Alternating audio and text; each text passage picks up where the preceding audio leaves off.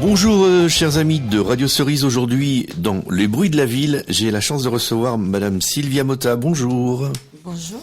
Alors Sylvia, vous êtes artiste peintre et on va avoir la chance de vous accueillir ici au Luc, à l'espace de la Tour Hexagonale, à partir du 5 au 28 avril, c'est ça ? C'est ça. Voilà. Alors vous venez d'où ? Alors je suis née à Marseille, j'ai fait toutes mes études à Marseille, les beaux-arts, les arts appliqués, etc.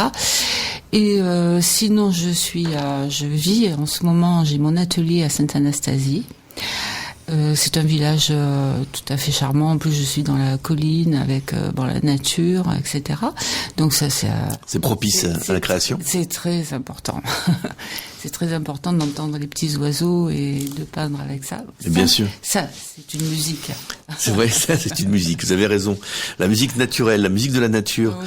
Et quand on parle d'atelier, on parle de. Alors, c'est une curiosité tout à fait personnelle. On parle de quelle dimension, un atelier pour vous ? C'est quoi ? C'est grand, c'est petit, c'est un petit peu la coquille d'un escargot, hein.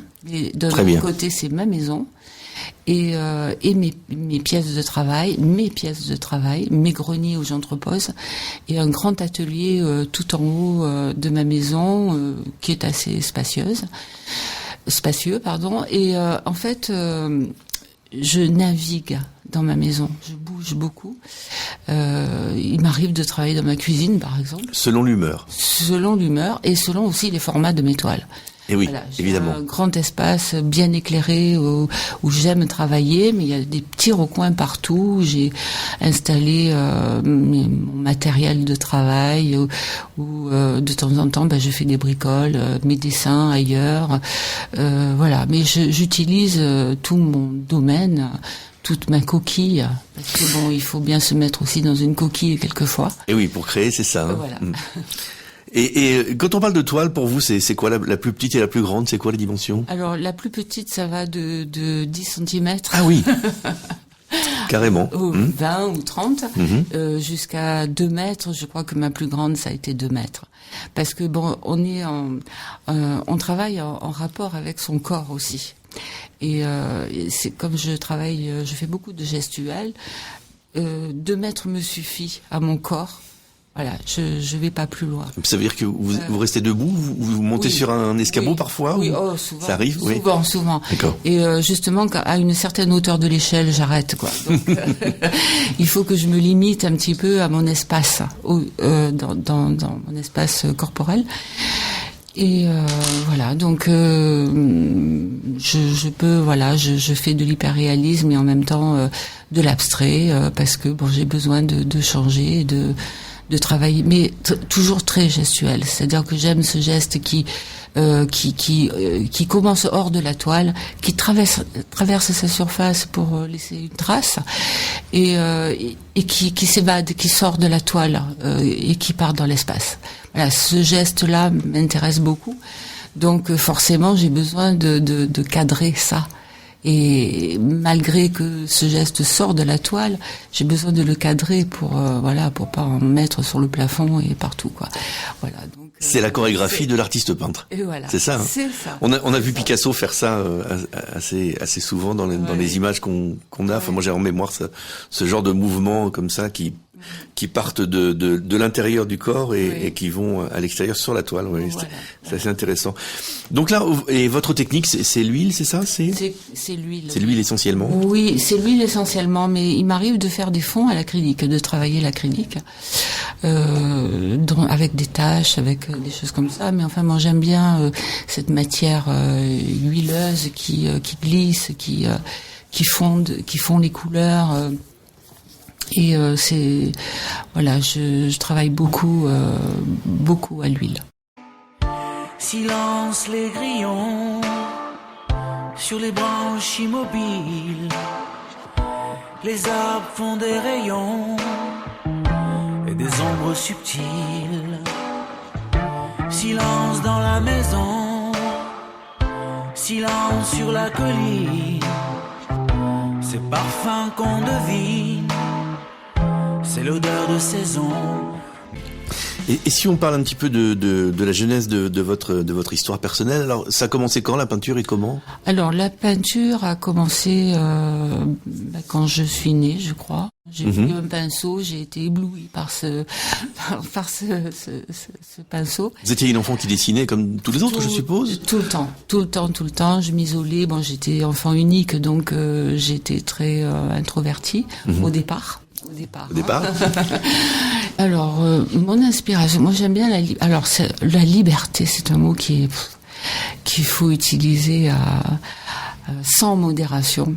Cette liberté qui permet de travailler aussi, enfin pour moi, ça me permet de travailler librement, mais pour mes expos également. Et j'ai la chance de trouver des lieux qui me laissent libre d'exposer comme je l'entends. Et je sors d'une exposition incroyable qui a vraiment très bien marché parce qu'il y a eu une interaction avec les gens. J'ai eu cette liberté de pouvoir faire venir des comédiens et j'ai travaillé le théâtre avec mes peintures. Et ça a été extraordinaire.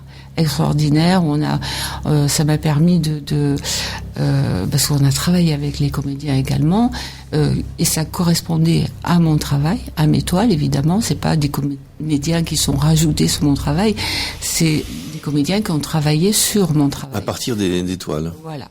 Donc il y a eu des thèmes différents parce que c'était un petit peu une exposition rétrospective, et ces thèmes différents ont été illustrés, j'ai envie de dire, par des comédiens qui ont joué le jeu avec moi et qui m'ont permis de mettre en scène ces séries différentes. Voilà. Et c'était où? C'était à Sainte-Anastasie. Sainte-Anastasie, chez vous. Dans un tout petit village.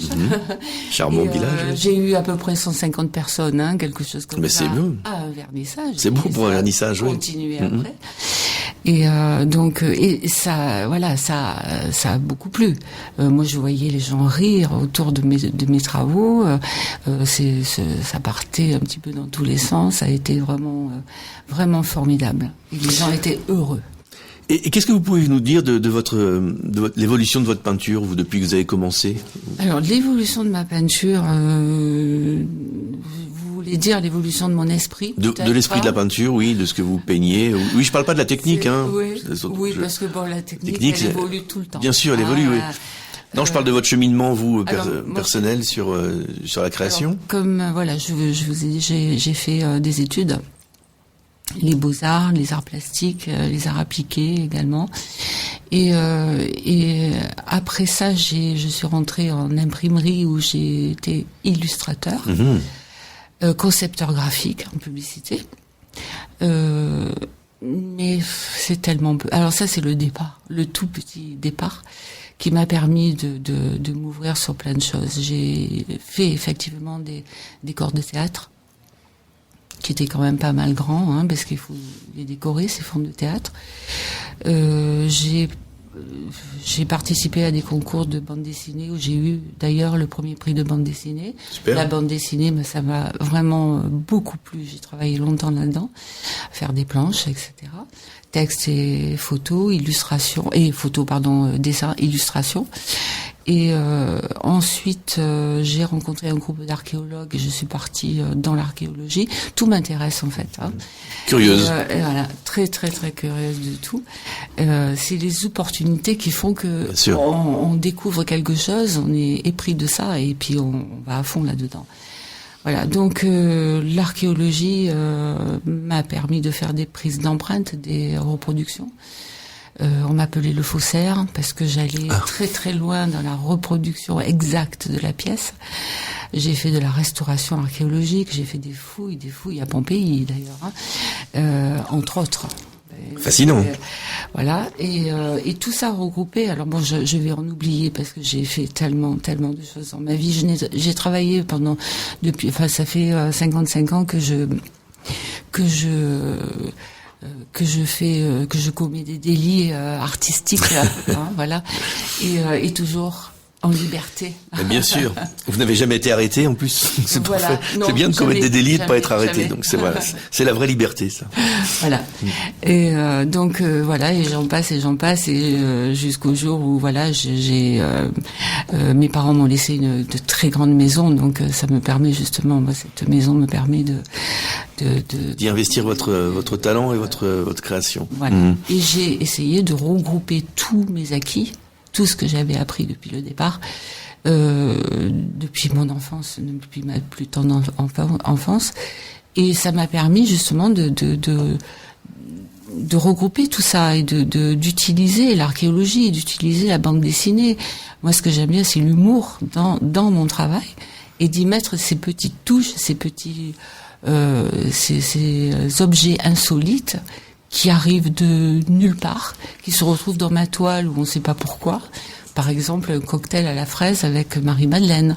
Voilà, ça n'a rien à voir, mais c'est ce fil conducteur, ce petit côté humoristique de la bande dessinée, c'est un petit peu le fil conducteur de mon travail. Moi, ce que je pourrais dire, qui a aperçu un peu votre travail, c'est effectivement ce côté.